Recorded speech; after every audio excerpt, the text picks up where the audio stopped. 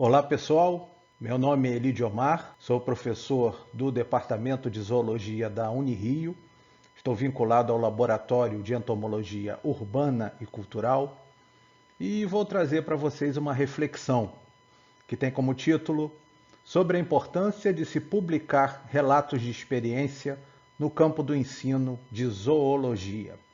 Quero desejar que vocês estejam bem, cuidando de sua própria saúde e da saúde de seus entes queridos. A pandemia do novo coronavírus mostra sinais de arrefecimento, graças principalmente à ciência, às vacinas que foram desenvolvidas e são muito eficazes para conter a pandemia, mas é preciso que a gente ajude a vacina a nos ajudar. Bom, não é difícil perceber que a gente está vivendo um momento muito problemático na história do planeta. Eu acabei de falar que as vacinas e a ciência estão nos salvando diante de uma pandemia extremamente complicada, porém, por incrível que pareça, temos observado o surgimento ou o ressurgimento de determinadas percepções completamente erradas que todos já tinham consideradas superadas. Então essas doutrinas negacionistas e o próprio negacionismo de modo geral têm assolado os tempos atuais.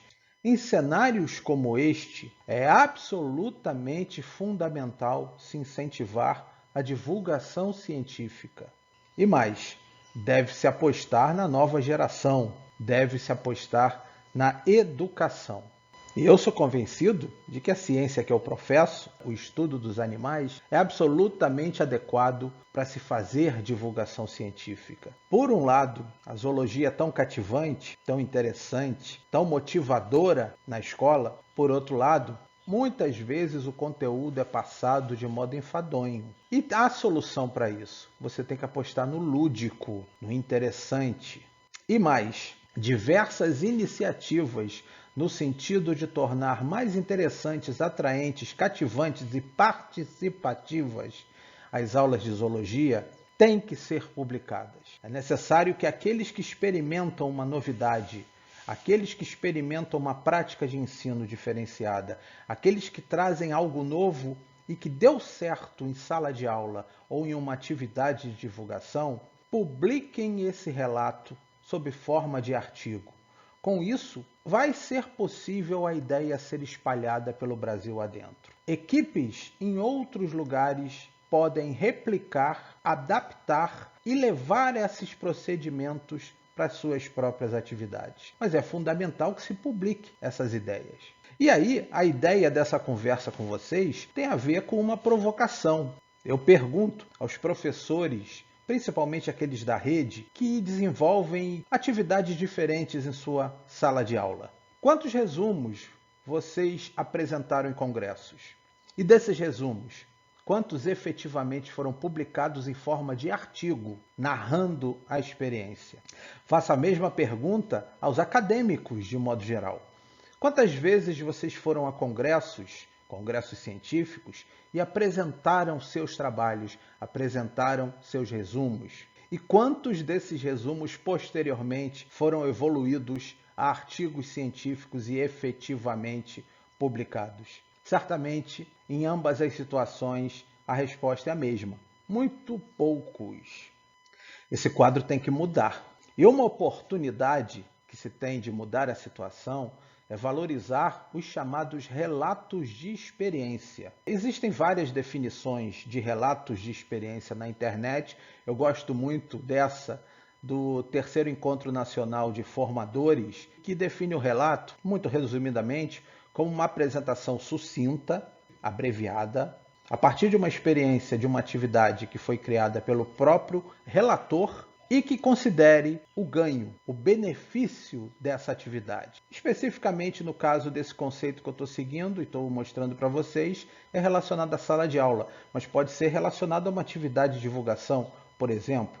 Tem que se falar o benefício da atividade, escrevê-la e mostrar o ganho. Sendo isso publicado, equipes de outros lugares podem ter acesso a essa publicação, podem pensar que é uma atividade interessante, chegar a essa conclusão e podem resolver aplicar em suas próprias realidades com as devidas adaptações. É interessante que os relatos de experiência são relativamente pouco valorizados no meio acadêmico da área científica, mas o equivalente, os relatos de caso, por outro lado, são muito valorizados no campo da medicina, por exemplo. É muito fácil encontrar relatos de caso numa rápida busca na internet relacionados à medicina, descrevendo aspectos pontuais de uma situação.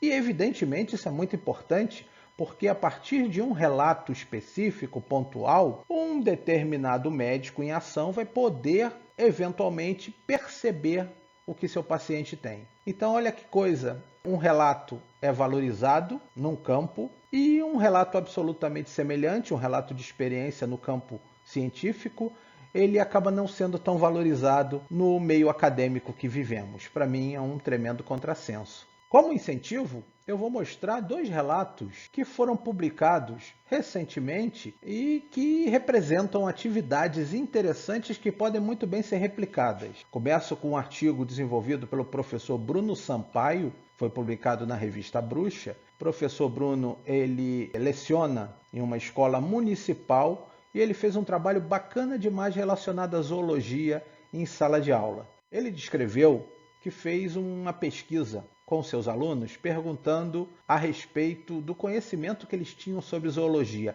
alunos do 7º ano. A maioria, evidentemente, quando você pergunta assim, diz que não entende, não sabe nada, não conhece. E aí o professor Bruno propôs a eles que escolhessem e elencassem personagens da cultura pop que eles conhecessem e que tivessem sido inspirados em animais.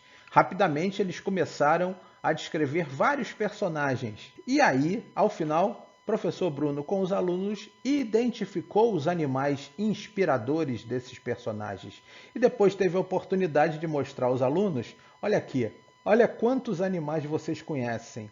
Olha como vocês conhecem sim zoologia. É muito interessante porque a partir disso você constrói uma relação toda própria com aquela turma e aí, sem dúvida nenhuma, o ganho acadêmico, o ganho pedagógico é muito significativo. Aí um relato do qual eu participei foi uma atividade muito interessante que nós fizemos a divulgação da zoologia em uma região do estado do Rio de Janeiro, especificamente no município de Quissamã, em um quilombo. Lá nós levamos todo o nosso material de divulgação, atividades extremamente simples, elaboradas com material reciclado, várias atividades interativas, e nós apresentamos isso à comunidade, divulgando zoologia.